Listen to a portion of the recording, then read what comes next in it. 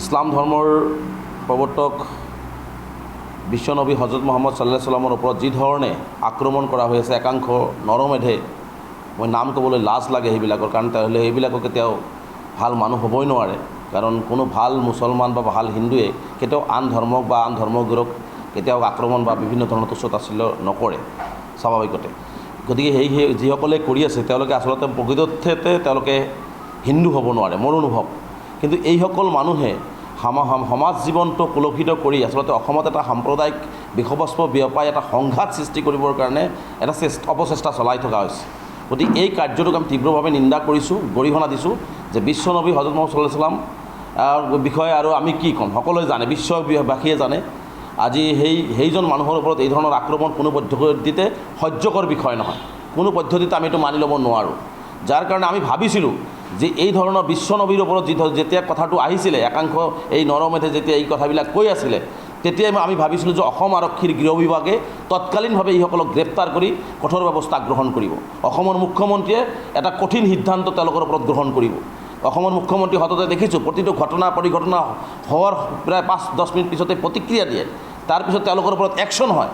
কিন্তু আজি বিশ্বনবী হজৰত মুহাম্মদ সাল্লাল্লাহু আলাইহি ওয়াসাল্লামৰ ওপৰত এই ধৰণৰ আক্ৰমণ, তেওঁৰ ওপৰত যিটো কুমন্তব্য যি ধৰণে দি আচলতে সমগ্ৰ ইছলাম ধৰ্মটোৰ লগতে সমগ্ৰ মানে হজৰত মুহাম্মদ সাল্লাল্লাহু আলাইহি ওয়াসাল্লামক যি ধৰণে অপমান কৰা হৈ আছে, আমাৰ প্ৰতিজন মুছলমানৰ অন্তৰত যি আঘাত দিছে, এই ক্ষেত্ৰত মই ভাবিছিলোঁ যে বলিষ্ঠভাৱে অসমৰ মুখ্যমন্ত্ৰী বা গৃহ বিভাগৰ দায়িত্বত থকা মুখ্যমন্ত্ৰী আৰু DGP মহোদয়ে এটা কঠিন সিদ্ধান্ত গ্ৰহণ কৰিব।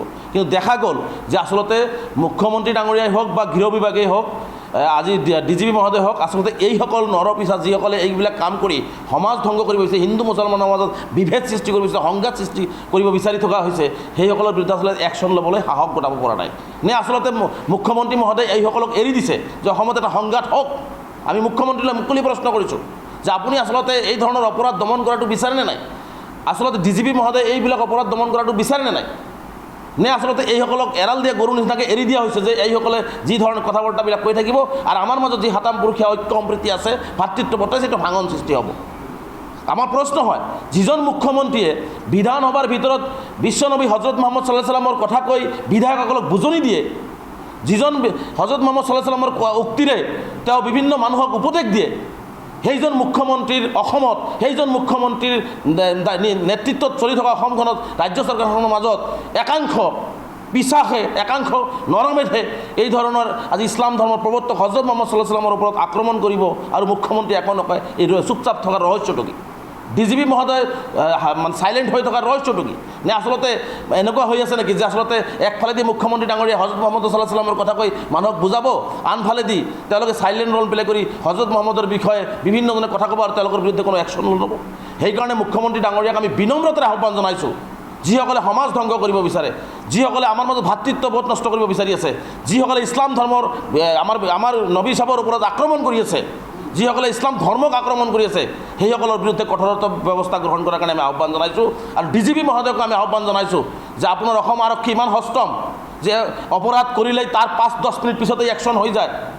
আমি ভাল পাওঁ যে অসম আৰক্ষী ইমানে সষ্টম, কিন্তু আজি হজৰত মুহাম্মদ সাল্লাল্লাহু আলাইহি ওয়াসাল্লামৰ ওপৰত এই আক্ৰমণ চলাৰ পিছত কিয় আপোনাৰ অসম আৰক্ষী সষ্টম হ'ব পৰা নাই? কিয় আজি অসম আৰক্ষীয়ে এই 4-5জন নৰপিশা যিসকলে ছ'চিয়েল মিডিয়াত মানে এই ধৰণৰ কুকাৰ্যবিলাক চলাই আমাৰ মাজত এটা বিভাদ সৃষ্টি কৰিছে, এইসকলক এৰেষ্ট কৰি তেওঁলোকক কঠোৰ শাস্তি দিব পৰা নাই? গতিকে তেওঁলোকক আমি কঠোৰ শাস্তিৰ দাবী উত্থাপন কৰিছোঁ আৰু আশা কৰিম যে আমি অসমৰ ৰাইজেও, যিসকল ধৰ্মনিৰপেক্ষ ৰাইজ আছে, যিসকলে মানে আচলতে নেৰেটিভ সৃষ্টি নকৰে, সকলোৰ লগত মিলাপ্ৰীতি বিচাৰে, তেওঁলোকেও আমি বিচাৰিম যে এইসকল যিসকলে আচলতে যি ধৰ্মৰ, আজি যদি কোনোবা ইছলাম ধৰ্মৰ মানুহেও যদি কোনো অন্য ধৰ্মৰ মানুহক আক্ৰমণ কৰিছে তাৰো শাস্তি হওক, কিন্তু আজি খ্ৰীষ্টান ধৰ্মক কোনোবাই বেয়াকৈ কৈছে তাৰো শাস্তি হওক।